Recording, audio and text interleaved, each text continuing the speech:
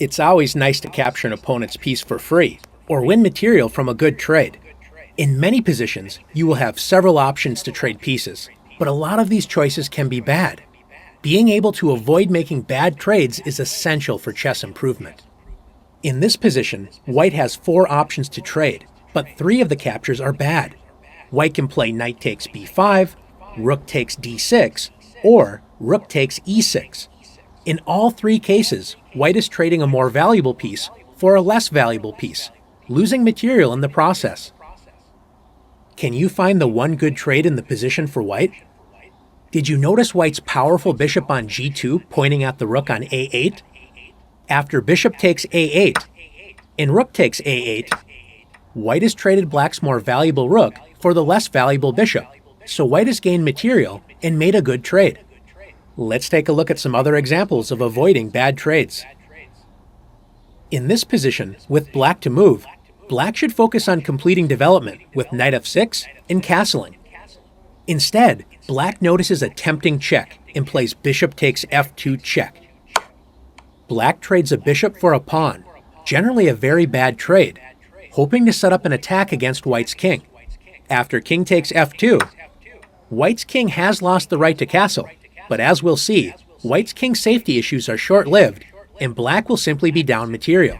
After knight f6, Black develops a piece and hopes to deliver a check with knight g4. White is not afraid of this check and plays the strong move rook f1.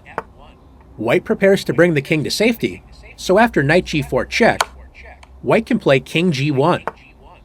White's king is basically castled, as it is protected by 2 pawns. White's rook will enjoy the open f-file once the knight on f3 moves. Black is simply down a piece and will regret trading a bishop for 1 pawn in a couple of pointless checks. In this position, both sides have started to bring their pieces into the game and develop.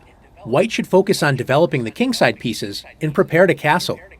One trade that is generally bad is trading one of your developed pieces for an opponent's undeveloped piece.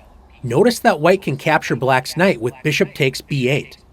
Even though the bishop and knight are worth the same, it would be a mistake to play bishop takes b8, because after rook takes b8, notice that White only has 2 pawns developed, and the rest of White's pieces are still on the back rank. Black now has a lead in development, so this opening is not going well for White. In this position, White can trade a bishop for a knight with bishop takes c6. Just because you can trade doesn't mean that you should. In general, you should only trade if it improves your position or makes your opponent's position worse. White shouldn't waste time with this trade. A better idea is to continue to develop and bring the king to safety with castles. If Black plays a6, attacking White's bishop, should White trade the bishop for Black's knight on c6? White should keep the bishop on the board and play either bishop c4, putting pressure on Black's weak f7 square, or play bishop a4, keeping pressure on Black's knight. It would be a mistake to play bishop takes c6. Notice that Black's knight on e7 is blocking the bishop on f8, so after knight takes c6, White traded a developed piece, improved Black's knight that was on e7, and has now opened up a path for Black's bishop on f8 to develop.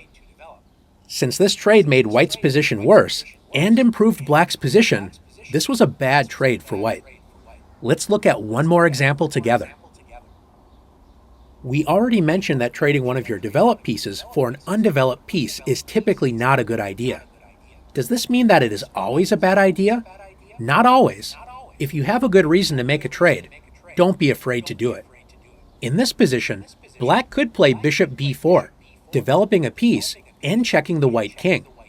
White doesn't want to move the king, and blocking with the queen would be a very bad idea. But notice that White can block the check by placing the knight on d2 or c3. What if White couldn't block the check with the knight?